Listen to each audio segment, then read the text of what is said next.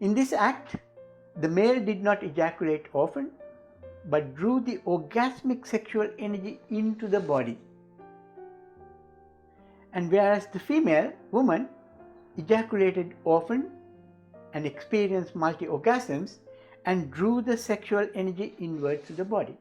So both men and women, actually the purpose was to draw the sexual energy into the body.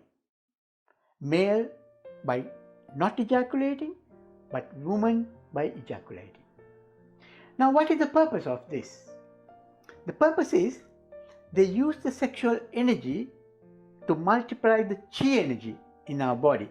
Sexual energy only goes from the pelvic area up to the hara or dantian. Dantian is placed between the belly button and the pubic bone. Sexual energy goes to the dantian. The dantian has got like a factory where it can transform the sexual energy into chi energy. It multiplies into 1,000 folds. It is that chi energy that moves throughout our body to fuse us in the third eye, not the sexual energy. So what is the purpose?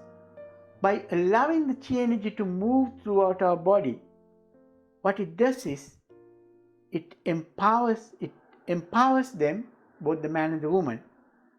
They stay young, they stay strong, and they live long.